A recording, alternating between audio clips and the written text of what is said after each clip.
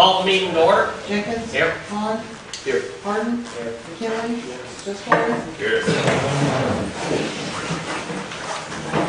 Allegiance to the flag of the United States of America and to the republic for which it stands, one nation, under God, indivisible, with liberty and justice for all.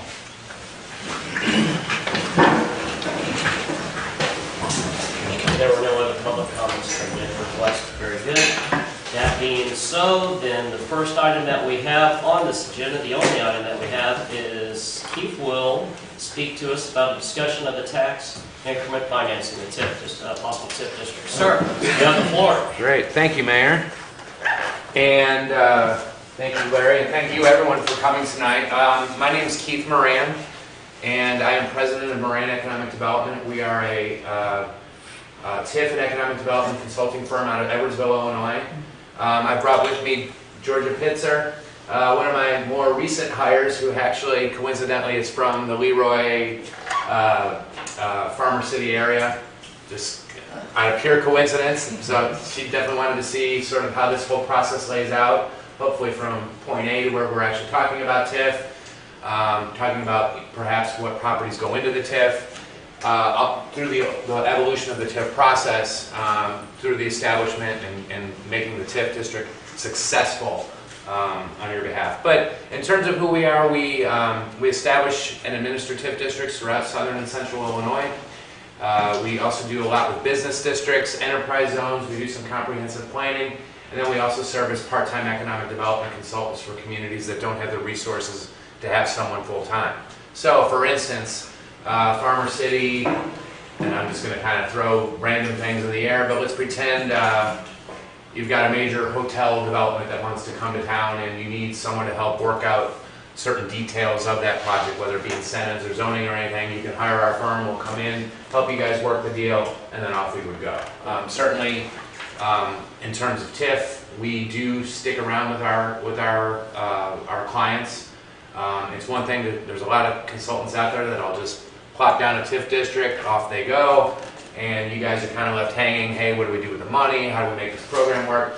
Not only do we want to establish your TIF district, but we want to make it successful as well. So we really want you guys to work it. One of the nice things about working with so many different kind of communities throughout southern Illinois is that we do have a lot of private development folks that we have come into contact with, so we do have a lot of resources out there to help you guys recruit. You know, the Dollar Generals, the Ace Hardwares, the Rural Kings, McDonald's, all those types of folks are folks that we've done work with in the past. And so we can help you guys get active in terms of business recruitment by working with those folks as well. So just kind of wanted to throw that out in terms of who we are and what we do. It's myself, Georgia, and I have 2 additional employees. We've got all the mapping capabilities that you guys would need, GIS and all that. And I think we've talked briefly that you guys do a lot with mapping. Certainly work with Ken Beth, who I think has been with you guys for some time now. Very well respected statewide, for that matter, when it comes to TIF and just his legalese. He knows things. But in terms of tonight, and I like being informal, so there are no silly questions. One thing I did want, one thing I didn't say to you guys, and I'll leave just some of these with you guys, is kind of where we've been. We work all over southern and central Illinois. I have a million copies if you guys can share, and I can send you a full proposal on everything. But you know, we work from Bloomington to Cairo, Illinois, throughout southern and central Illinois. You know, we've done TIF districts in Mount Vernon. We're administering TIF districts in Pana, Illinois, Moweaqua, Illinois, Macon. We're kind of all over Tilton, Illinois. We're kind of everywhere. And it's been fun because we get to learn. Although southern and central Illinois have, you guys are not unique. I mean, there's a lot of challenges that you guys face, and there's a lot of interesting ways that we've been able to utilize the TIF program to the benefit of a lot of these smaller communities. And I would hope that we might be able to do the same with you guys. But in terms of TIF, let's talk about, I know you're no stranger to TIF. Meaning you've had an active TIF district at one point, and you had, it had sunsetted, or you had, Yes. and in fact, you do have an existing program, For the residential TIF. a residential TIF, that we don't need to get all into right now, but it sounds to me as if you're looking more as for a business, more a commercial and industrial related type TIF with this next go around. Public infrastructure is a major issue. And so what I'll do is I'll go over just how TIF works. And I also got some things on business districts, which I'll just bring up. I don't know if you guys have looked into the business district program or not. And we can certainly answer questions with enterprise zones or anything else that comes up. But let's just talk about what TIF is. And it stands for tax increment financing. And one of the things out of the gate that I want to talk about is that although it's tax increment financing, it is in no way, shape, or form a tax increase. So I want to be clear on that.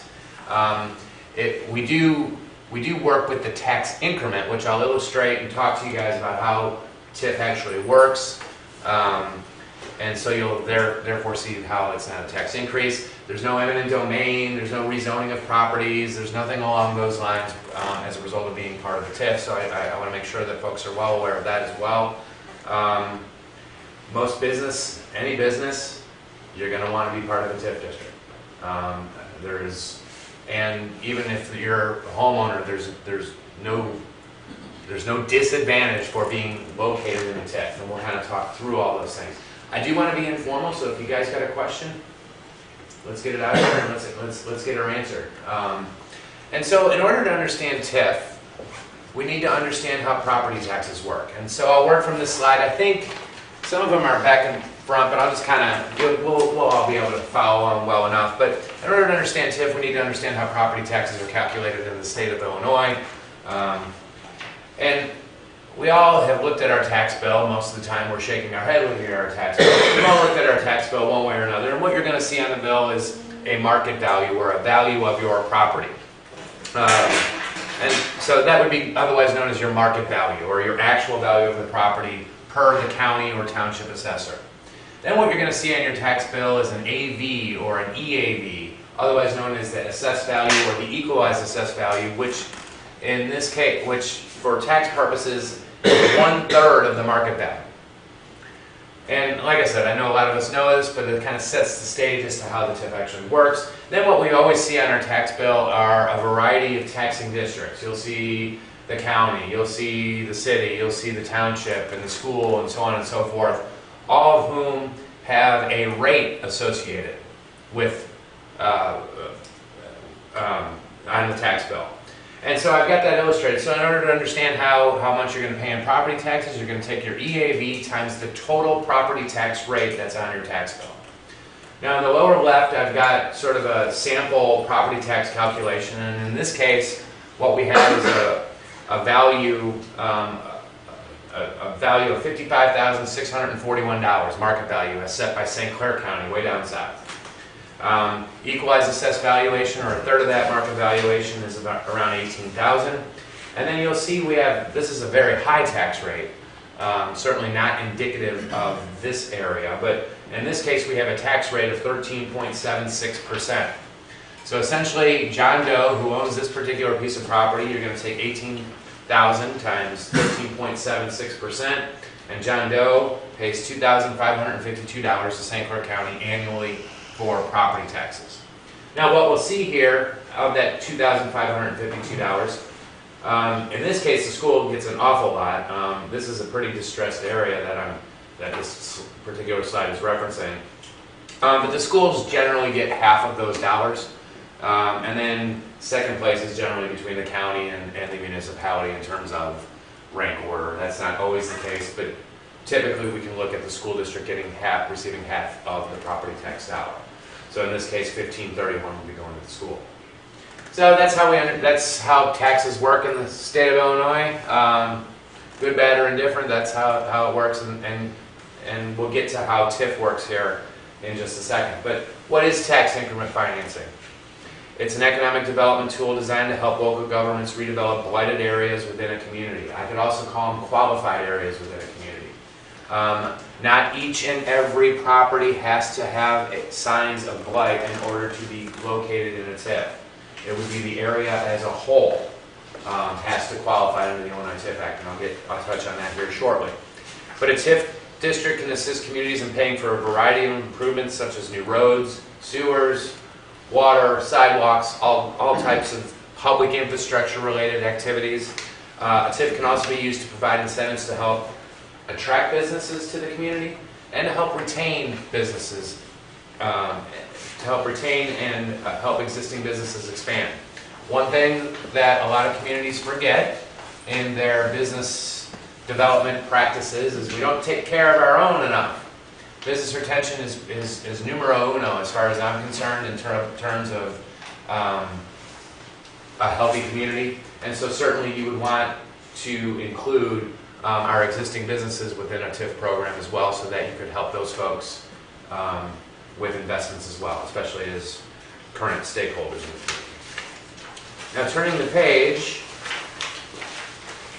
an area must first qualify for TIF, meaning we can't just draw a circle in the city and say, hey, here's our TIF district. Certain factors need to exist within that area that is part of an eligibility study, or otherwise known as a feasibility study, that our firm helps or completes on your behalf.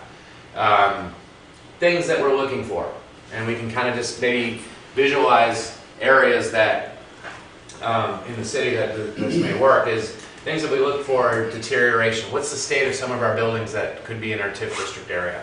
Are a lot of them deteriorating? Do they need to be rehabbed? Do they need to be restored? Do they need to be demolished? How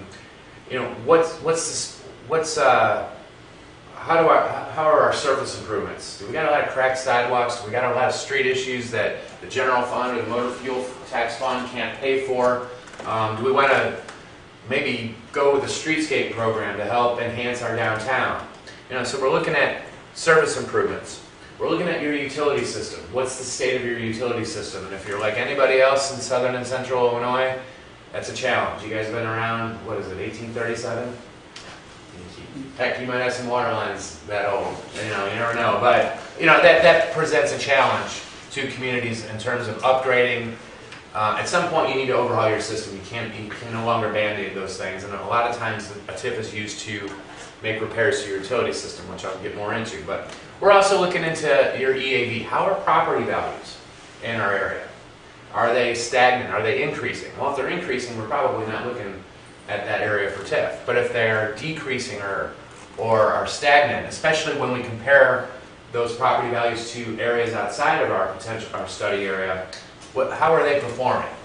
And I'd be willing to bet that property values have been suppressed if you're anything like a lot of the other communities in Illinois. We're going to look at vacant buildings. Do we got a lot of vacant buildings? We're going to look at, there's other factors that we're reviewing. Do we have a lot of building code violations? Do we have EPA related issues? All sorts of things that the TIF Act states needs to be present in order to grant you guys the power to establish a TIF redevelopment plan. And I'll kind of get into that here shortly as well. So that's what's called an eligibility study, and that's generally one of the first steps you take in establishing the TIF. The TIF area must be contiguous. We can't jump around, and we can't take like a 3-foot strip from City Hall to the interstate. It has to be on a parcel by parcel basis, a contiguous basis. Your TIF district lasts for up to 23 years. Why 23 years? Well, I get that question often. And that's because it was pretty much viewed as a 20-year redevelopment program. And the TIF works with the property tax cycle. And so taxes are paid in arrears. So something is assessed and then you pay taxes on that the following year. So it's generally understood that the first 3 years, not a whole lot is going to actually occur within your TIF district area. And so for redevelopment purposes or development purposes, they look at it as a 20-year plan, hence the 23-year time frame. The dollars that are generated into the TIF, which I'll talk about here shortly, can only be utilized within our TIF district area. And so when we're putting together your TIF area, we're really looking at what are some of the needs. In addition to the qualification of the area. Where are some of our needs? Where might we need to spend TIF money over the next 20 years? TIF dollars can only be used for eligible costs, meaning we can't pay a policeman's salary, we can't pay pension costs, we can't pay your insurance costs. We can only pay for certain eligible costs. And I will talk about those here shortly as well, in terms of how and what we can utilize the monies for. Prevailing wage, talk to Ken Beth, that changes all the time, but there's Department of Labor stance changes seemingly every TIF conference I go to. Currently, prevailing wage, it's likely in your best interest to have prevailing wage utilized on all TIF projects, but there are those that are arguing you don't have to. But certainly anything that the city would undertake obviously would be subject to prevailing wage. Let's not overthink that, because like I said, that changes often. Now, how does TIF work? And I guarantee, and I want to make sure that once we get through this, that everybody does understand how TIF works, because you're going to be smarter than 99% of the folks out there that think they know how TIF works. And so what we're going to do is we're going to just take a sample scenario, and I'm on the lower left-hand corner of the slide. I'm on page 2. Some of you guys might wind up on page 4. I can't know, but just the how does TIF work slide. Let's take a current piece of property. Let's call it 5 acres in the city. It's currently undeveloped, and the county / township assessor has come out and said that it has a value of $25,000. Well, right now, we take a third of that market value. We have an EAV of $8,333, and let's pretend our total tax rate is 8%. And so all we're simply doing is we're taking out $8,333 times 8%, and we get a tax bill of $666.64. Now, I literally just kind of did that, and I didn't realize that the 666 would all kind of happen, and certainly some folks aren't all happy about TIF, but that's how much this particular property would pay in taxes. And then I have an illustration in that small. It may be hard to see for some of you, and I apologize, but basically John Doe pays $666. In this case, the school gets $341. Village would, in this case, as a village, it would get $78. Okay. Now, what we're doing is with TIF, how we calculate the tax increment, or the tax increment value, or the incremental value, is we're taking the current value minus the base value. What we are doing is we are actually freezing the value of all the properties at the point at which the TIF gets established. And that happens at from a county perspective. Bloomington's in the middle of doing a TIF right now. So is Dallas, for that matter. So what happens after that point is any new increase in value, any increase in value through any of the properties that wind up in our TIF, that money is now going to be redistributed to the TIF fund. And let me give you a sample illustration. So right now we have, let's pretend, so we've got our established value of $25,000 on John Doe's 5-acre piece of ground. We freeze the base value of that property.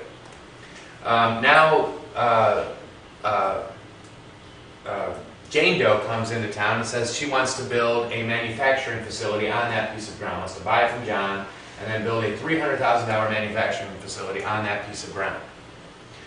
So we've got our land value of $25,000, we've got our TIF in place, we've got our building value of $300,000, and so what we have is a total value upon construction being completed is $325,000.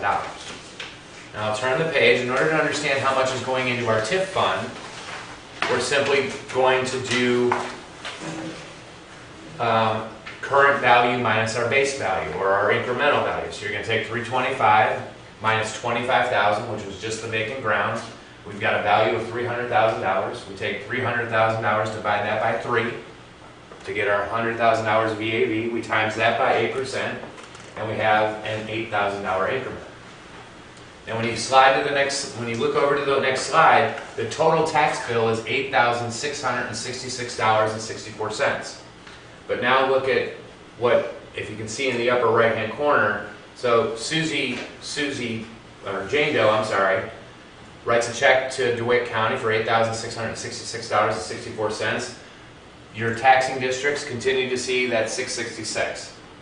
The amount that goes into the TIF fund is $8,000, which would then go into the city's TIF fund to be utilized anywhere else within your TIF district area. Okay, so that's sort of generally my stopping point, because I want to make sure that you guys understand how the TIF actually works. Now, if TIF or not, let's take the same project and the exact same project out of a TIF, you're still going to pay $8,666.64. Does that make sense? I mean, so we're all clear on that. It's just a matter of how the dollar gets distributed, and in this particular case, that $8,000 would be distributed to the city's TIF fund. Now, so does everybody understand that? So we all kind of know how the increment. So you want to take great care as to what you actually put in the TIF. Believe it or not, there are communities which we would never do, and our school district obviously would agree. I'm not sure. Were you guys with the school district or okay? If I came in here saying we were going to put the entire city in the TIF district, you should tar and feather me and throw me out. We have to take great care as to what we have to be responsible about. If we are going to go through a TIF, we want to be responsible about what goes in the TIF. Because remember, any increase in value within this area, that money is going to be redistributed to our TIF fund and not necessarily go to our taxing districts. And so I just kind of want to say that because it needs to be said. So you don't want to put your whole town in a TIF, because remember, we'll be redistributing money for 23 years into your TIF, not to the taxing district. In the end, actually, what can happen is that you guys start to suffer as well, because you can only use those monies for certain things. So you can't use it to pay salaries and pensions and such. So I'll kind of get into that a little bit. So we want to be careful as to what we want to put in our TIF, so as to not to negatively impact our taxing districts. Now let's talk about an incentive scenario. What we could have done with Jane Doe. Let's pretend. Let's take our current situation. Let's say Jane Doe we got Jane Doe on the hook right now. She's been eyeballing this 5-acre piece of ground that's not currently in a TIF, that they're currently paying $666 on. We could actually work out a TIF incentive, even prior to the TIF being in place, to where upon her building, we could actually do an incentive with her. Okay, after you build your $300,000 building, we know that you're going to generate $8,666 in the TIF fund, or in taxes, $8,000 of which we're going to receive in TIF. We could actually say, okay, we're going to give you 50% of that money back to you, rebate that back to you as an incentive to come to Farmer City, as opposed to going to Bloomington or Leroy or Gibson City or anywhere else, which is actually definitely what Gibson City does. And so it allows you guys to compete a little bit better, good, bad, or indifferent. I don't like slash and burn incentive games, but it does allow you guys to give incentives to a prospective business to come here. Yes. The 50% you're giving back, you're giving that back every year during for the 23 years? Very good question. It's a discretionary amount. I just do 50% because it's easy, but you can do 10 years, you can do 5 years. You can do whatever you want to. You could. Of course, yeah. Yep. So what she's paying is $4,666. In the end, yes. In the end. Yep. And then what you guys would be doing is you would use that $4,000 anywhere else to make improvements in your TIF district. So then and let's get into the eligible costs, because this is how you guys would spend your money, and I'm on the lower left, in terms of what the city could use their money toward. You can use them and this isn't all of them, but it's the bulk of them. Marketing costs. We can market our TIF properties. So we can maybe do something with a website, and there are a lot of things I want to make sure I share with you guys to help you guys from a marketing perspective if you needed that. We do a little bit better job of marketing the city, upgrade your website, brochures, send out some literature. Yes, sir. One question on that, just clarification. So for marketing costs, that is only a TIF property? Yes. Right, not as the city as a whole or anything like that? Right. And right, so okay. sometimes oh man, you get people, I mean. Right. If there's a whole marketing. This is this is not a tourism plan for the city or anything like that. This is just marketing those individual properties. And that yes, but I would say that if there was an overall marketing plan, we could probably say a percentage of that mark. Let's say you had a $10,000 budget to do some marketing or tourism type activity, I would likely say that, hey, 50% of the properties are in our TIF, so we can use $5,000 of TIF money to help with that, if it came down to that. So you do marketing plans for cities. Let's say we wanted To to some do, extent I will, I help you guys target. do you do residential marketing plans, just out of curiosity? If we wanted to bring new homeowners into the community. We've done some really, really cool things. It's gonna, yes, we have. In Macon, we've helped with that program. We've been heavily involved with Dietrich, Illinois. In Effingham County, they've got one of the more outstanding residential programs. That one has worked really well. That was a school district that, and I'm not gonna pretend that, I mean, we're working with them now. I wasn't the inspiration, but I've certainly helped them run their program currently. We do some other things down in like Clay City and a variety of other places residential-wise. There's a lot of different cool things that we can do from a residential standpoint, which helps from both a school-age children, improved housing stock. There's a lot of cool things that you can do residential that's a whole separate sort of gig that we would gladly help you with. They're fun. I like doing it. Good. So yeah, residential standpoint, we could do that. And I think I had some good ideas with Larry on some of with your existing one that we can maybe retool, however, in whatever way to maybe get that thing going in a better direction and/or start from scratch. And so, marketing costs, property assembly. That's sometimes a decent way to start a residential. So you guys, the city could purchase property utilizing TIF funds, but also when you, by the way, on that reimbursement, that $4,000 reimbursement, we're not giving that money just willy-nilly, that $4,000. We're actually rebating them money to pay for an eligible cost. So if they would have bought that property for $25,000, and this kind of goes in with you, we could say, hey, we're going to give you $4,000 till we've paid off $25,000 of your property acquisition, and then our deal ends. So in this case, that would be, what, 6-7 years? And then that deal would end. So does that make sense? So that $4,000 is paying off the property assembly in this case. But you can't dictate how they use the $4,000. That's what he's saying. I mean, you can dictate. Now, in the end, once that check gets written to them, they do what they want. But technically, that's what we are doing, is we are reimbursing them for property acquisition. Now, but they would have fronted that money, and then, but that's what we're giving it to them for. What he does with it, he or she would do with it afterwards. But you would hold them accountable for that too. Oh, absolutely. They would have to show receipts. They would have to prove that they spent $25,000 in property acquisition for sure. The property assembly isn't always the best reimbursement, but let's say I took a building and I had to tear down an old building or maybe something that's unsafe here in the middle of town. I'm going to demolish that building, and then I'm going to build a brand new community center, whatever I might be doing. That's a lot of money. And so let's pretend it costs $100,000 to demolish something. You know, you guys could help defray the cost of demolition as an incentive, for instance, as well. So that $4,000 could go towards costs associated with demolition. So it definitely can make an impact. So, because property assembly, you know, from an eligibility standpoint, if you got to buy property, you got to buy property if you want a project. So it's not, you know, you kind of want to give funds for some of your more extraordinary costs. You know, hey, maybe they got to run a sewer line,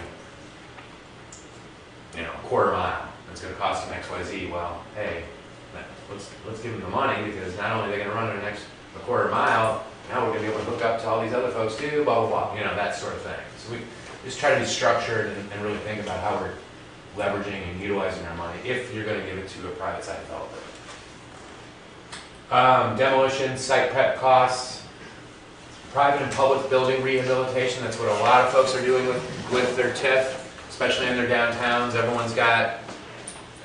You know, there's enough buildings here in town that could really use a facelift, and we can utilize the program to help with that. Can you,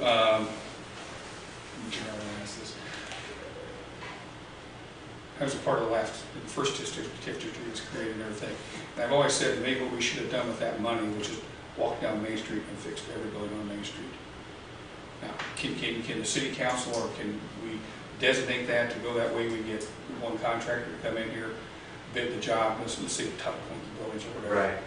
and do that sort of thing. Can you? I don't. To be that, I mean, that's pretty. That's blanketing one area and everything and doing it pretty Well, strong. but that's okay. I mean, I don't necessarily. I don't think you can do it as.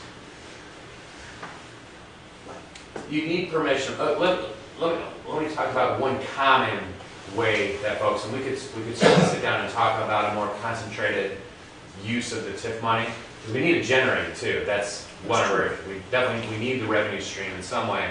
But, so we want to kind of combo properties. But by doing that, you're going to increase your value of your Absolutely. property. So you're going to generate that money in that way, and that's one of the ideal things about the TIF, because that's what it's all about. Sure. Is to increase that when you I totally make agree. the building better, and so the property value should go up and everything, and that money should come back into the TIF. And it will. And not only doing that does it improve the value, it improves the overall area, the image.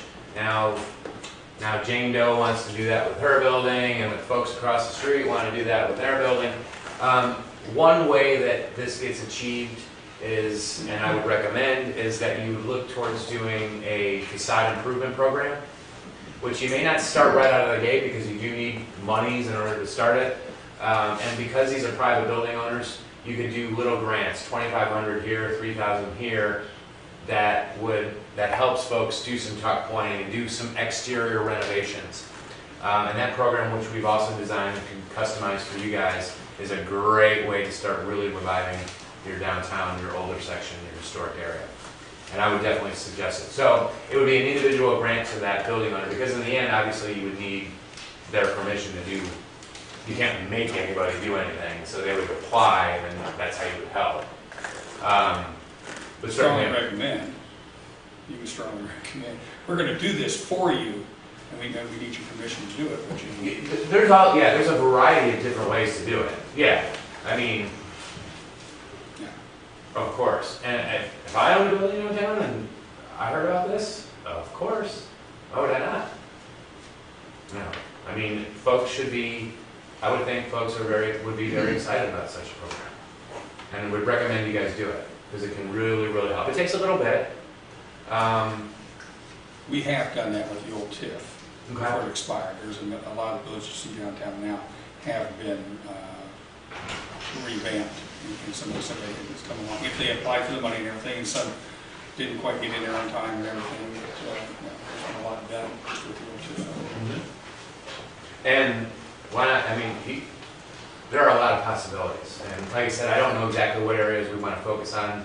We'll talk maybe a little bit about that here towards the end. But there's a lot of different ways to work your TIF.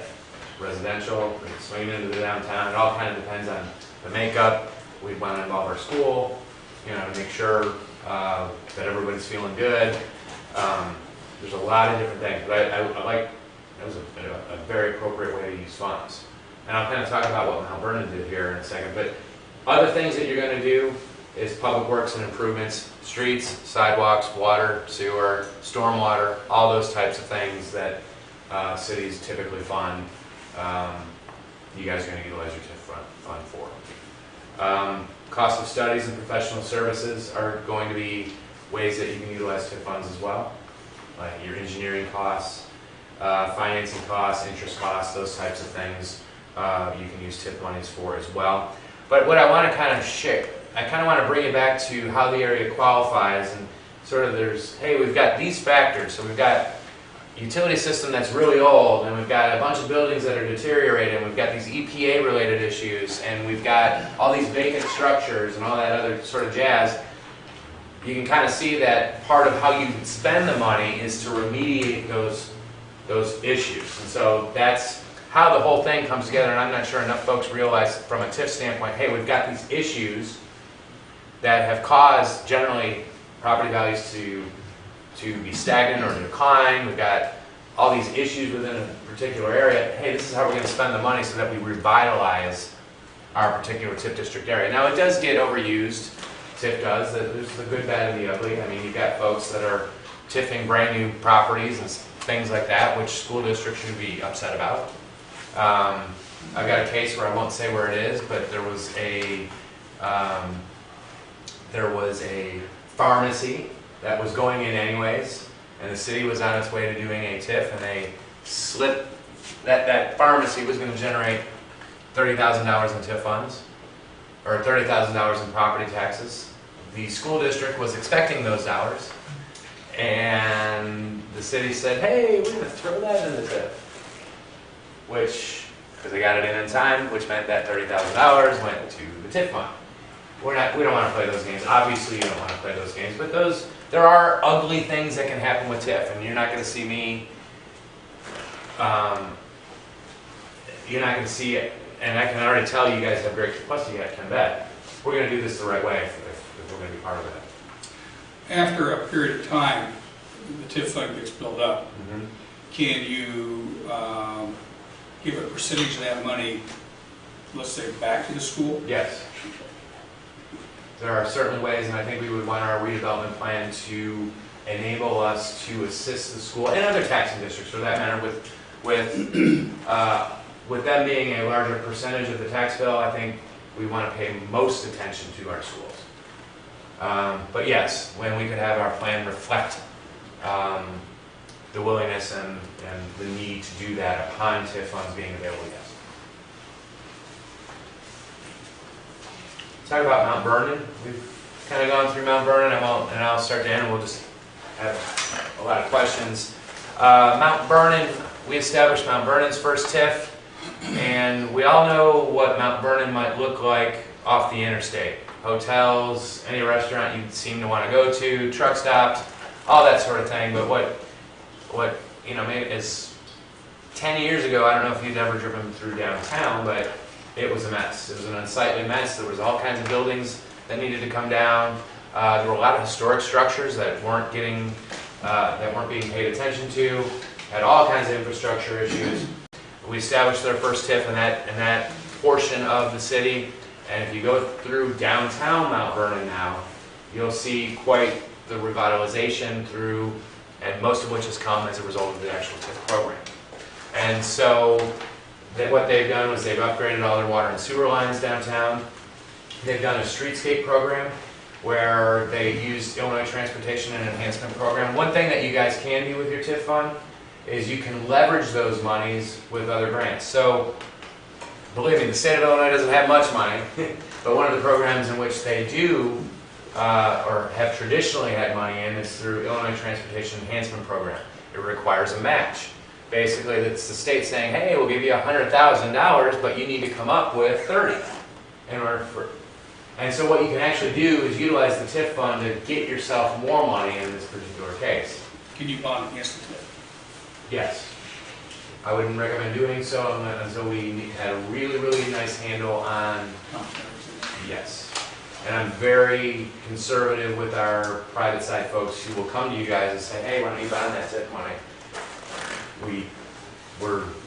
You don't see that happen under our watch too often. So there's ways to help developers without. That went to a bond referendum. No, definitely not, and not on the backs of taxpayers. So I mean, but those are special circumstances. Zero larger developments. That's not something I would even consider at this moment in time. But year 10, you've got a steady revenue stream, and you want to, hey, let's do all this all at once. There's no reason you couldn't take out a bond, loan, or whatnot, and pay it back through TIF funds. They demolished a lot of buildings, and in this case they did a loan program. I am not going to recommend a loan program at all because... So loan it out to the businesses and everything, and then pay it back to you. Right. It doesn't happen. Doesn't work out. No. You wind up a second or a third, and you don't get your money. But what if they paid it back through a utility bill or on the tax bill? There's different ways to structure it, but yeah. You can do it that way. I mean, that is a way we had one community do it, but when you lose. I'm just telling you lose, because if that business is going under, they're not going to pay their property taxes. there's just better ways to do it, and I'm not saying I wouldn't entertain it, but I would be cautious about loaning monies to businesses. I would give them incentives to do what they want so that we see permanent improvements to things, but a loan, we've got to be mindful. We're not lenders. We're not that sophisticated, you know what I'm saying? That's for banks.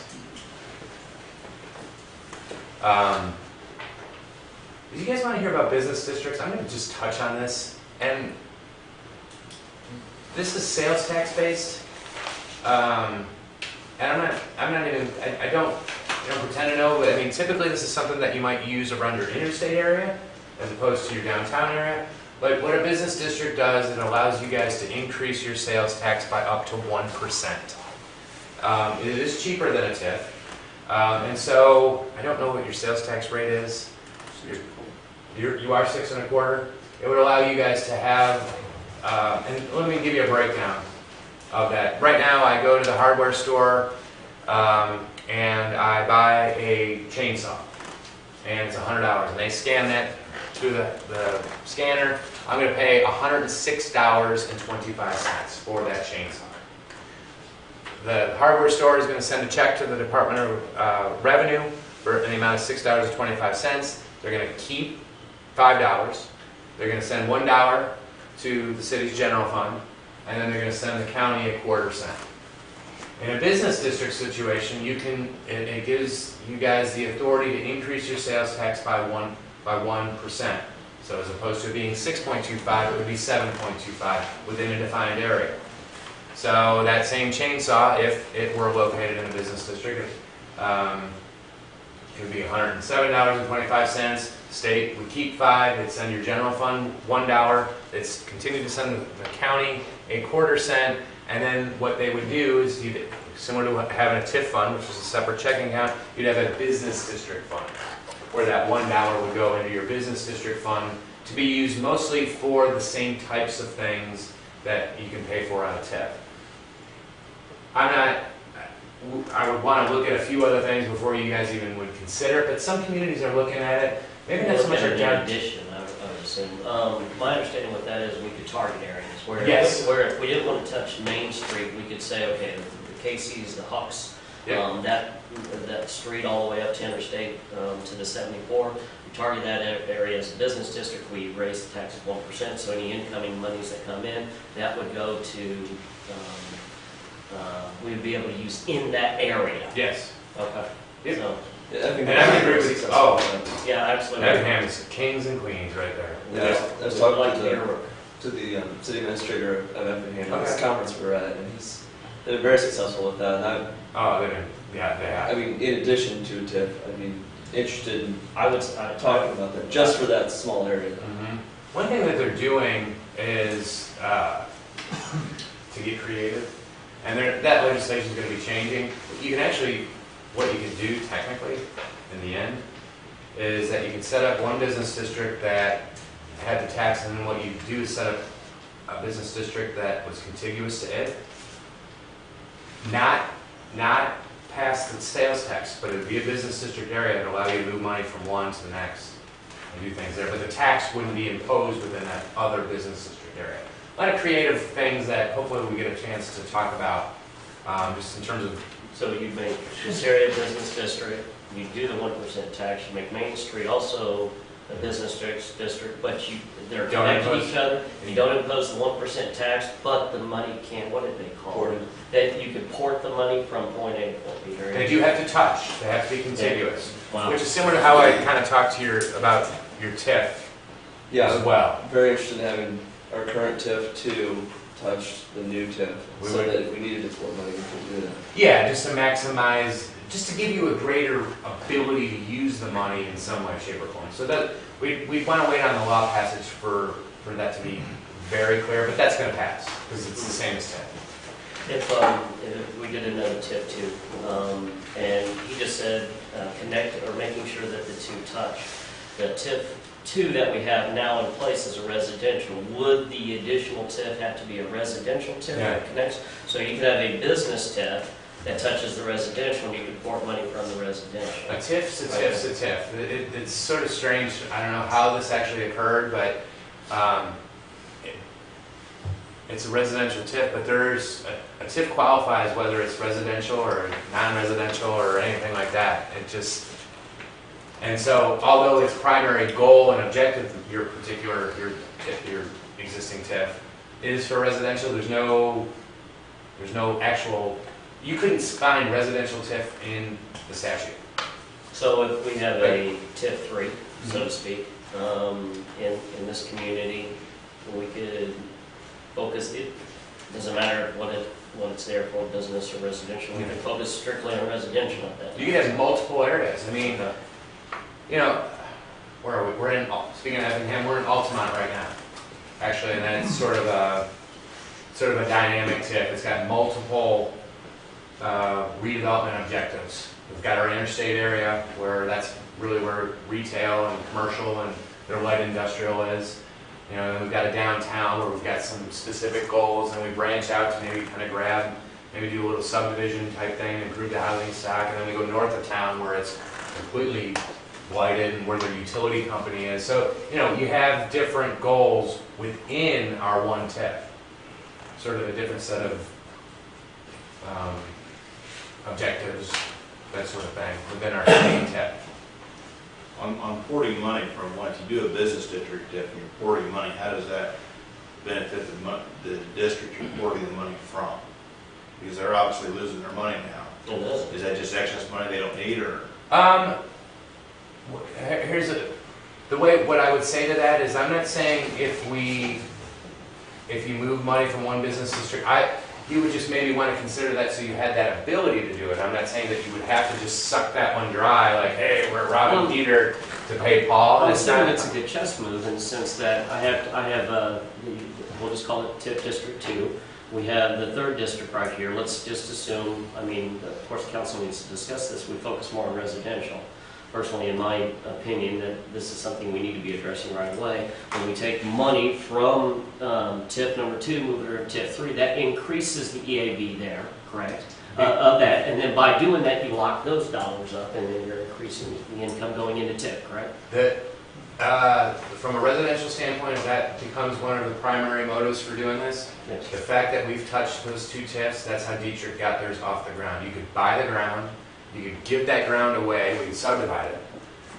We could put in the street with TIF funds. You put in the new residents, those properties automatically begin producing dollars for TIF, and then they can be brought back in there. So you're kind of borrowing so that you don't have to wait 10 years for the TIF to generate any income. You can move it right away, build those houses, assuming that was something that you had to do. Those houses get built, those houses now are generating income from TIF, and you can port the money, if you will, back and forth to each other. So that's kind of, all right, I think I understand. Yeah, that's the biggest problem. I mean, you guys are doing fine. I mean, we all have issues, we all have certain priorities and things that you guys want to accomplish. You go further south, where some of these towns are literally dying, and they would like nothing better. They would give away ground and they would do residential TIF programs, but they don't have any money to get the residential TIF program going. You guys have a revenue stream that we can access to maximize your goals. I mean, that, when he told me that, I'm like, wow, there's actually something. And the problem right now is you guys don't have much of an ability. There's not a whole lot of things, there's not a whole lot you can do with the money, because remember, you can only use the TIF money in the TIF area for the most part. And so if our TIF area is so small where there's not a whole lot we can do with it, let's maximize its value. So I would suggest it, and we kind of talked. So we just have to kind of figure that out. And there's a lot of planning that goes through this. There are no, I mean, you can hire us, and I mean, none of that means anything. There's a lot of steps that we take to get from point A to point C in terms of the development of your TIF and whatnot. And how best, I mean, you guys are the decision makers on every step. So, I was going to ask you, and I'm going to just go grab Larry with it. Where is your existing one? The existing TIF That's what I thought. is a subdivision here. That's what I thought. Okay. And then this is the entire. Okay. but this is all that was ever developed. Gotcha. So, Yes, sir. So the tip, you mentioned the TIF is a TIF. We use the term residential business Sure. TIFs. However, is there anything that's ever written in the TIFs that make those more restrictive or specific to a particular use? So does our city residential TIF say that it has to be used? For There are, cars, honestly, or in any TIF? if I were, I live in Edwardsville, our office is in Edwardsville, Illinois. And if you tried to do a residential TIF, that school would launch grenades at City Hall. Okay? Repeat that again? They would launch grenades at City Hall because what's happening there is they rely, schools districts are receiving money in two ways: state aid and property taxes. Typically, the more in property taxes that you receive, the less in state aid you receive. In some cases, especially from a residential standpoint, and especially consolidation, all these types of things that school districts are faced with, the more in state aid, the less in property taxes, the more in state aid you make. So in a lot of areas, which it very likely is this area, is that we're losing students, but we're not seeing investment either. And so what you have a constant revenue loss. So the idea is we don't care so much about the property taxes, we care about the school-age children, so that we are now receiving more in state aid. Plus, what happens in a TIF situation, I don't want to suggest that it's a made whole. There are different provisions, we can get into it. But when the state of Illinois, when the State Board of Education is going to look at distributing state aid money to your school district, the first thing that they're going to look at is what is the EAV of the actual school district. And what they know is that the EAV, and they know your tax rate, so they know that you can expect X amount of dollars in property taxes, which means, okay, well, if that's all you're going to get, we have to make up for that in state aid. Now, in a TIF scenario, what they do is they don't count that EAV against you because they realize that EAV is being captured by the TIF. Does that make sense? And so, in effect, I'm brief, I'm summarizing, and we can talk more about it, but in the end, what effectively happens is you're going to receive more in state aid. Now, the state of Illinois is a piece of work. And so you can't always rely, and that's obviously been an issue. Sorry, I appreciate that. But then you can restrict your TIF plan, yes. Okay, so someone brought up a facade plan. So does the TIF, can the TIF specifically say X amount of dollars goes to Yes. facade? The TIF can specifically say X amount of dollars, or a percentage of TIF must go to this particular project or that particular project. In a variety of ways, yes. We can also restrict. We can also say, hey, there's a lot of different things that our redevelopment plan can talk about. There is a budget within it at each TIF redevelopment plan. We do have a budget which outlines where we intend to spend certain dollars over the life of the TIF. That can be an area. We also have a variety of places where there's policies and objectives where we outline how that money can actually be spent. So my concern is if we create a business district TIF. All right, business district is totally separate than TIF, by the way, because that's sales tax based. You're correct.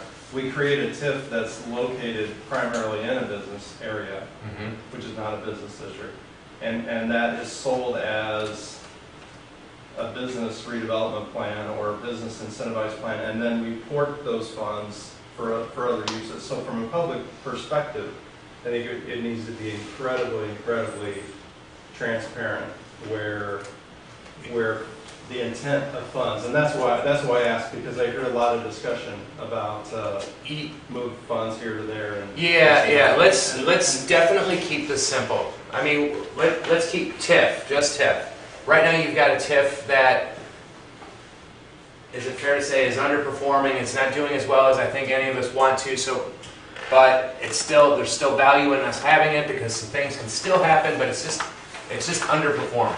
So in effect, what we would want to do is have the new TIF touch it to maximize the monies that are generated there to help really get development going in the manner that we want it to in the new TIF area. Okay, that's all we're talking. We're literally only talking porting from one to the next. We're not talking about taking money from this new TIF into anywhere else. the main priority would then become this tip 2, or would it be called tip 3? We're tip 2 right now, so Okay. I mean, call it what you want. Yeah, we would probably call it, whatever, we'd call it something different, but it'd be effectively tip 3. The business district is different. The business district, that sales tax. Right. And that's not, I was not referring to. Okay. But yeah, I don't, that's how I see it.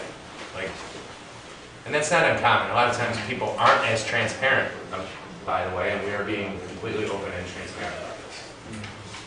A lot of times they sneak it right next and they suck it right out and do all kinds of things nobody has anything. I'm wide open for questions because I'm pretty much done, but I just want to bring up the business district things. There's a whole lot more I would want to. Well, I mean, the rest of the council, I'd love to hear their thoughts on it. I am extremely interested in the business district after speaking to quite a few people and a different target area. I think not the Main Street target area, but over here, right off the interstate. Be totally interested in that. And I mean, we have steps that we have to take to move towards the TIP district, and I think that the council, I know that we have to have a strategic plan, I believe, we have to have a comprehensive, we have to have those 2 plans in place, I believe. Yeah, that's not a strategic plan. What will be the next steps then that we need to do? What do we work towards, I guess? I mean, you guys have to have a comprehensive plan at some point, because otherwise you couldn't have done tip 1 and tip 2. So there is a certain assumption. So there's something on the books. Yes. There's something on the books. So in terms, I think my concern is this: we want to be able to, and I think that we should. We want to be able to go to the city. Why is it that we want to do a tip? We want to do a tip just because people can get tips. well, Do we want to be able to go to the school and say, listen, this, we want to work on business, and we need to be on the same page too. I personally, I think the focus of this community needs to be residential. I don't think that there's enough residents in this community. I look at the residents in Mansfield slipping and in Bellflower slipping, and we haven't had any extensive growth. And you can pour all the business that you want, but you got to have people to actually buy stuff. rooftops drive retail too. By the way. Exactly. So, but we need to have that debate, that discussion. Where is it, that the city thinks that we need to be, and where does the community need to be? That's a valid question. What is our next step with you? I think with us, I think that there's a whole level of planning. The nice thing is we couldn't possibly get this thing in by calendar year, so we've got a lot of time. Okay, we do definitely have some time to really think about it. And depending on how much time, there's a million different ways we could technically do it. We could do a pre-eligibility study for you guys where we sort of analyze certain areas. We look at, you're not doing a tip at this point, but I call it sort of a pre-eligibility study that, don't tell anybody. I like doing it because we analyze certain areas and it helps you guys, it organizes the process, your planning process. Hey, did you guys know that this area has dropped 40% in tax revenue over the last 5 years? Did you realize what's going on here? We're talking to your engineers. It helps you guys prioritize your needs so that when you do want to do a TIF, we have a whole heck of a lot of information in front of you, which allows you guys to prioritize. We'll look at all kinds of things. How much? Something like that cost.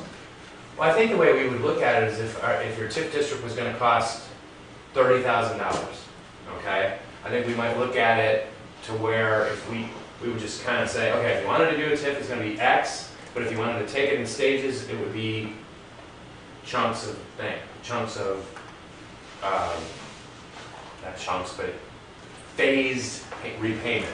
So it would allow you guys to just prioritize some of the goals and get on the same page in terms of where you want this TIF to be and what you guys want it to accomplish. When the original TIF 1... With some information, with some good information in front of you, and I didn't mean to interrupt, but I want to make sure I finish that. When TIF 1 was created, it was created for a piece of property, primarily to get something to come out north of the interstate. Because we had gotten a farmer, a landowner, to annex the ground into the city and everything, hoping that would be where it would take off and go. So we could go across the interstate, because that's always a big thing. Everybody's always wondering, when are you going to get across the interstate? When are you going to get across the interstate? Well, it takes some money, it takes all the things to happen. And we had people come in here and take a look at us in the past. After that happened, after we created that TIF. Truck stops, we did this truck stop survey. but nobody wanted to come here and do anything. And so it kind of fell down for a long time until just recently, and everybody started saying, well, this TIF's going to run out, and we need to get money and start punching back into it. You But get it incorporated, it did help one thing, and that's Alliance Grain out here, or Alliance Production. They are in the TIF district. Okay. And that was kind of also created somewhat The to old, help. the old tip? Yes. Okay. And that was great. So that was when they, there was a big chunk of money that came in off of them and everything. That was one of the big things we were fed for a long time. But Are there utilities on the north side? no, that's the big thing. We don't have utilities over there, and never did put utilities because we didn't have anything to go over there for. Right. So why put the utilities until we have something? And not that you're going to put in there and they're going to come. Right. They might, but they might not. But that's If why you maybe get Yeah. a tip over there, you could use those funds to run Yeah. utilities. That would be part of over the to porting, the other side. you know, possibly to, you could use Or those be- funds to get the infrastructure across, you could even, you know, help build a subdivision over there, start getting rid of I guess my point of what I'm saying is, do we want to come back and look at that again? That'd be one thing. We want to go and look at putting that back into a TIF district again, or You guys do have we want to multiple, look? yeah. We got Main Street. We could still fix. We could work on it and make it. We could still go down Main Street too and do things, even downtown here and on down because it went up Main Street and tied in some property up there, and so we could get everything in, get it all into the city limits, and get all contiguous and everything, so we all work. I mean, there's a variety of ways we can approach this. I'll give you Tilton, Illinois, just east of Danville. A little town that could. It's a good little town, believe it or not. And they irritate Danville all the time because they're right off the interstate. And the Tilton's first TIF, which we worked with Ken on amending, really just encompasses Georgetown Road, which has the highest traffic counts in the county and has performed very well. There's still a number of issues. It's primed to do some big scale retail or large scale retail at some point off that interstate. They've used the money for all sorts of infrastructure.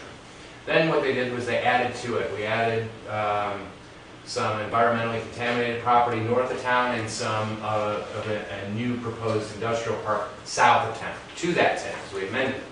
Then what we did was that TIF became successful, or has been successful, and then what we did is we did TIF number 2 several years later, and that encompasses the older part of Tilton. And it also includes the old Chrysler plant that's kind of north of town, the old foundry that was there, some contaminated, and that we're working on a truck stop there. So, you know, we don't have to do everything at one time. We try to maximize. A TIF's a TIF's a TIF. When we quote your price, it's going to be for a big giant one or a not as big giant one type thing, but there's no reason you guys couldn't do these in phases and maybe look, hey, here our primary goal is to do residential and do some things there, and then down the road we could come back and do a TIF. 25 years ago, we didn't have the guidance, and TIF was pretty new at that point. Probably wasn't any more than 10 years old, and everybody was still fearing it because there's a lot of fear in this town about TIF. Everybody, I don't understand that was an increase in tax. It's still, even with all we got here tonight, and going on Facebook probably with this, or YouTube, that we still understand that it's not a tax, We have fun. I have more fun helping you guys work the program than I do certainly putting the thing together for you. I mean, it's fun to work the program. It's fun to have a tool because it's fun to have a tool to help work with developers, to help plan for infrastructure, all those types of things. What makes it bad, Tim? Tipping the whole town, where you're freezing the base value of everything in town, spending money on items you shouldn't spend money on. Those can be not cooperating with your taxing districts. Those are 3 bad ways for TIF. Okay, so and your company's going to stop us from making bad decisions or advise us against it? So if a bad decision is made, it's your fault. You know what, to some extent, I guess that's He's gonna advise true. us. I mean, I'll say this, I'm 42 years old and I plan on doing this for a lot longer, and I take my references very serious, and in fact, everybody that we've done work for is our reference. And I want to make sure that you guys are utilizing the program the way you're supposed to be utilizing the program. If not, I'll fire you. You know what I'm saying? And so, yeah, I mean, we're going to give you to the best of our ability advice and help you guys maximize. We're not going to, and do this thing right. And so you're recommending we work with the school district too and incentivize? Ultimately, yeah. Yeah, Man, It's all part of it. Because when you set up the TIF, ultimately, the process of setting up the TIF is typically the eligibility study first, where we document how the properties qualify, and then we get into the redevelopment plan. There are a number of mailings and whatnot that go out through it. Then what we have is a joint review board meeting, which is a meeting of all the taxing districts, where we kind of describe our plans, or how the area qualifies, what are our intentions with the TIF. And then ultimately, we do have a public hearing as part of the process where we inform the public of our intentions, how it qualifies and whatnot. But it's always best to do those things on the upfront, because then the rest of the process is... Well, let me ask this question backwards. How does the school district help us with the TIF? How do they help you with it? I like that question. How do they help you? I think it's a give and take situation. I think you guys are all in this together, if you don't mind me saying. What's good for the city is good for the school. What's good for the school is good for the city. And if those scales get tipped to where all of a sudden you got 3/4 of the town in your TIF, well, that's going to impact the school negative, which is going to hurt them from a financial standpoint and all these sorts of things. Does that make sense? So I think just working together as a group collectively is really what you want, because you do go into these towns where, and you can go online, where you got this just adversarial thing between the municipality and the school district, and it doesn't do anybody any good. People sue each other and silliness. I've just found it unnecessary. Pigs get fat, hogs get slaughtered. What percentage of the time can you have in TIF?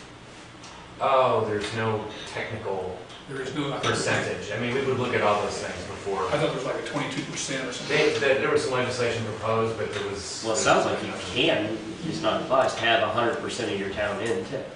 But I mean, you can have that, right? If you can say it's all blighted and all that, Well, I suppose you can. I don't think I've that's never done any anybody such to thing. consider, but One Nor thing would we. that I talked to some other communities who have TIFs, been successful in it, working with their schools and everything. They have the school campus in the TIF district, and they're able to help them with things, with, if there's projects, things like that. It's just like if it's another business or something, they're able to apply for TIF. Yeah, there's different schools of thought on whether or not the statute states that if the technical way it all works is that TIF funds can support taxing district capital costs, provided that the taxing district can say that because of growth within our TIF district that has caused issue for us whereby we need TIF funds. Whether or not, I would argue you don't have to have the school in your TIF, meaning its physical property in the TIF in order to be able to utilize TIF funds for it. But other folks might argue different. We would look at that one way or another. Because why would the statute say that? And it didn't specify just the school. Like, there's the county, who very easily may not have property in your TIF district, but if they can cite a need for some reason, you see what I'm saying? It's interesting. So I I don't know. just thought that would be one way we could help the schools. And it would, and that is a common way to help. Absolutely. I mean, we've got cities that have helped rebuild tracks, remodel classrooms, put on a new roof of the schools, and that then helps the school move some monies around and maybe get some things done sooner rather than later in terms of some of those capital improvements, but absolutely. I mean, with this being a 23-year project, I mean, we wanted to look long-term as well, so Yes. with this being a wildly successful TIF and all kinds of new housing coming in, then we're going to need more school rooms. Yeah, you would. Yeah. Cool. Is this a self-audited thing, or is there somebody that audits us, or how do we make sure everything's appropriate? It's a good question also. There's no real authority. I mean, there's no legislative body or police task force that oversees your TIF. What you have are consultants like ourselves who were part of the Illinois Tax Increment Association, we're part of the Illinois Comptroller Local Government Advisory Board. Obviously, you have Ken Beth as well, who's one of the most respected TIF attorneys in the state. Certainly, our taxing districts, whenever you're redistributing tax dollars that other folks may lay claim to, those folks are getting a little bit better about understanding TIF. And so there's a lot of self-policing that occurs, but you need to do it appropriate because you don't want to ruin a really good program.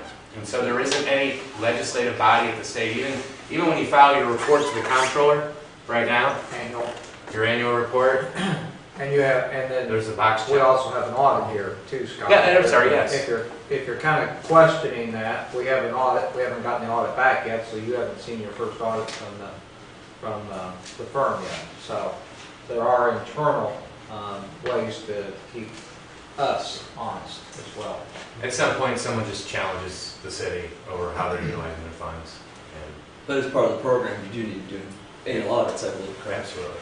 And one other thing, joint review board wise, what I want to talk about, there's the joint review board or meeting with the taxing districts during the establishment process. There's also a joint review board that you would hold in year 2 or more so in year 3, where instead of talking about the establishment of the TIF, you're actually talking to the taxing districts about how you've been utilizing your TIF funds. And a lot of folks will, I mean, these eligible costs are pretty understandable. You pretty much know what you can use the money on and what you can't. Other questions? I have a question based on, Please. just as a resident or somebody from our Sure. city, and you create these TIFs, you're kind of Moran development. Mm-hmm. How's it paid for out? I mean, are you getting a percentage from the No. city paying you, or No, is no, that no, percentage? I don't ever, no. And there are folks out there that get a percentage of the TIF, and I am not one of them. We are not one of those. We have a flat fee. It's a phased type of contract. It's going to be what it's going to be. If you wanted us to help after the TIF has been established, what's been successful for us is, I love a retainer, but we don't even do retainers. What we do is hourly. We help develop, we establish a program. I very likely work through Larry, because this is how we've been making TIF more understandable throughout the state. So we develop a program and we'll work hourly. So where we'll create like a TIF application for you and just sort of a general process for you to start working TIF projects. And if you wanted our involvement, we charge you hourly at that point.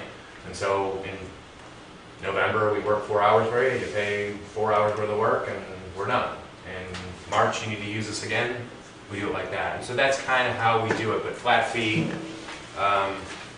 There are some other costs associated with it, like mailings and certified mails and publication notices, but we'll budget all that for you guys ahead of time. But no percentage. People do that are skirting the TIF Act. I will tell you that for a fact, and you may know people that are doing that, and that's wrong. Then I have a question too, with the new cases that came into town, did they come in underneath, or did they benefit from the TIF at all? They did not benefit from the TIF at all. That was, there was no TIF dollars, nothing. They paid 100%, just about everything. The only, the pharmacy though, the pharmacy did benefit almost, a considerable amount of income from it. was And that they came in financed? just as TIF was going out, so as that business gets established, that'll be a major success story. And is that part of the present, was that part of the old TIF district there? That was part of the old TIF district, yes. And the reason they got what they did was because the building was just an absolute wreck. We needed to. We used, it wasn't for them further. yeah, the history of that was, of course, you remember that they used to have the words on there. We asked the city manager, probably, that was one of the first things that I asked for, is that we deal with some of the verbiage they were doing on this, and we were able to get the property for, some back taxes and what have you. We used TIF dollars. We put a $7,000 roof on there. We went in, did an initial clean out, and then we've worked with the property since then. They came in, a pharmacy came in, they request, what was it, $100,000? So it was about $100,000 for the building, and they put in a couple $100,000 themselves. We have a contract with them for 5 years, that as long as they are running a business in 5 years, they'll get the property.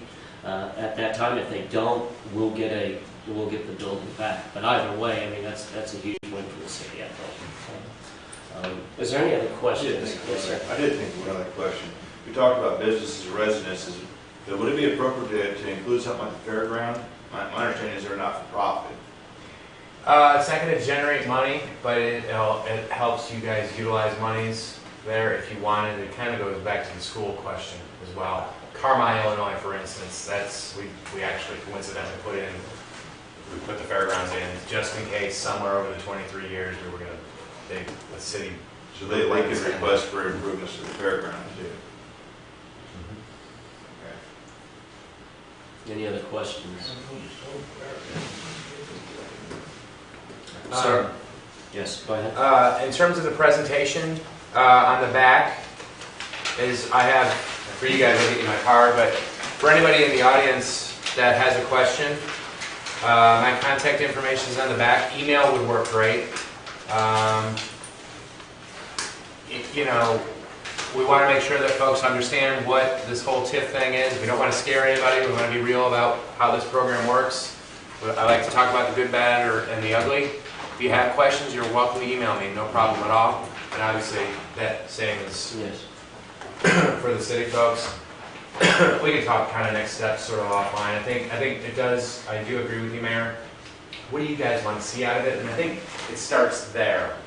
Because the TIF can help multiple ways. We kind of feel, I think it's important for you guys to get a sense as to where you would like to begin. And we'll gladly help you with that project. And if you're interested, we can start looking towards getting you guys a proposal. Okay. We're laid back about all that. So. I have a question for, sir, appreciate your time and the information that you've given. I am hopeful that we will see more of you in the very near future. I just have a question for the City Council right now.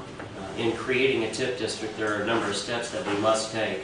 The first action item that we would need to take, and Keith kind of touched on this in his presentation, is that we would need to approve an ordinance authorizing the contract for the preparation of the eligibility study, correct?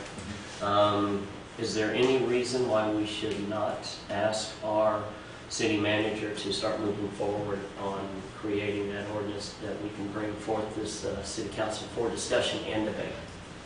I think we should go for it. Start with That is our directive, Larry. So if we could begin that process, getting rates and what have you, and what we need to do so that we can bring this before the city council. Of course, we went through several classes when we were in Chicago.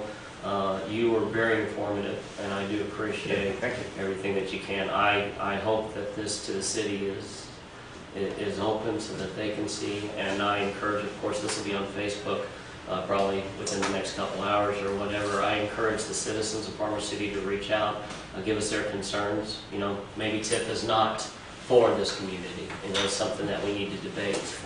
Yeah, I do think that Farmer City is in, we're in a crossroads. We can continue our present, decline, or we can do what we have to do to move the city forward. And this is just one of the many things that I believe that we need to move forward. Is there any other discussion with the city council? I would entertain a motion to adjourn. Second. Call it. Jenkins? Yes. Vaughn? Yes. Arden? Yes. Kinley?